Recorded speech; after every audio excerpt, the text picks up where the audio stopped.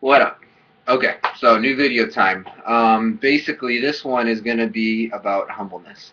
Again, just want to always recap at the start of this. The only reason why I do these things is because I know the best way to learn something is to teach it. If I have nobody to teach, I'm going to teach myself. I make these videos so I can watch it later, but I make it public just because it feels weird to have a public or a private video diary.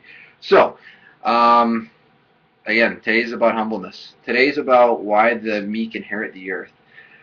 And I'm going to write that down actually, if I have a marker. Humble. Now, humbleness is actually one of the most attractive features about anybody that I have. Especially, I respect guys that are humble. I really, really do.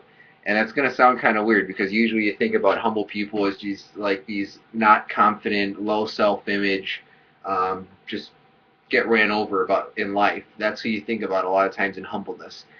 And to be honest with you, what I found is just to be the exact opposite. The people who are humbled, really humbled, the reason why the Bible talks about the meek shall inherit the earth, the humble are the ones that are going to basically rule this world, is humbleness happens when you get to a point where you can no longer invest any more in yourself to something that you can't contribute anymore. It's beyond your realm. And it's one of those things where, like, it's where kings are made. It's almost like an anointed feeling, like you did everything you can. There's nothing more, but so supernaturally something just bridges the gap. The world aligns to whatever vision you have, and you still complete it. It goes beyond you. And the best way I can explain it is this: the people who are humbled are the people who do the most. I talked to you about vision before. A vision. A vision is something that you see a need in the world that it's just there. A vision could be something as simple as good health. A vision could be something as simple as freedom. It could be something as simple as whatever, love. It's a very, very simple concept. Vision. Out of a vision stems a dream. A dream is the need of a vision, right? A dream is something like out of the vision of great health comes a doctor, but the doctor is not the vision of great health. Um, you could do that for pretty much anything. Dreams fulfill the needs of visions. Okay. Out of that gap, though, there's always going to be a certain element of you, right? You. It filters down into the vision. Well, what happens when you're not enough? What happens when it's just not good enough? What you can contribute? What happens if you cannot fulfill that entirety of vision, which you can't? That's where humbleness comes in. That's where the meek inheriting the earth comes in. It's pretty fascinating what happens when you sell out to a dream, right? It's pretty fascinating when you see two guys laying bricks. One of them, you're asking, what are they doing? I'm making $10 an hour doing my job. What does it look like I'm doing?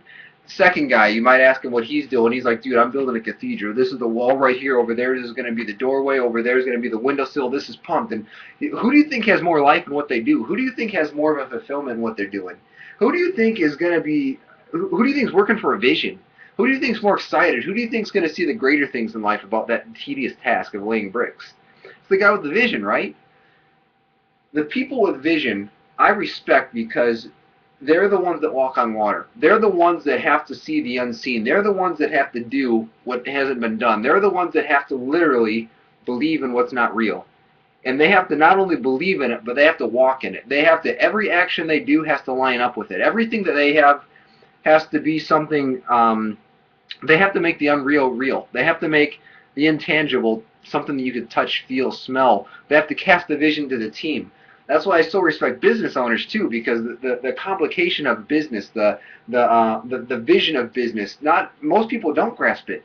Most people really don't get it. The architect, the video of this that we're watching right now, this was all started as a vision in somebody's brain, and through that came a manifestation of reality. So you have a step. You walk in faith. You walk in faith of the vision of your heart. You walk in faith of the vision in your mind. You start literally building it. You become the vision. It's literally birthed out of you. Every action you do is lined up with it. And then comes the point where I don't know what else I can do, and I'm still not there. And here's why I have such respect for it, because there's a high failure rate in following your heart. I shouldn't even say following your heart, following a dream. There's a high failure rate in it. There's a high failure rate in following a vision. Could be 99 out of 100, could be 999 out of 1,000, could be 9,999,000,000,000 whatever. And you might only have a 1.1 or 0.1% chance of winning. And the people understand that they're not better than the odds. They're just simply not. You can't outwork odds. Sometimes the chips are going to fall your way. The reason why they're so good at consistently getting there is because when they fail, it's not a failure. Failing's okay as long as they win. And that was a new thing for me. I'm going to say it again. Failing's okay as long as you win. There's 1,000 ways to fail. And there might be only one way to your dream. Does the dream justify failing 999 times? You might do it 999 times in a row. Chances are you won't. But does it fail? Does it justify that? The biggest reason why people a lot of times will collapse, the best companies will collapse, because they think they're better than the odds all of a sudden. They might have had 2 or 3 successes in a row. They think they're immune from failure now. Failure doesn't work that way. Here's how life works. We're always taught in school that, we go to school, get a good education, whatever.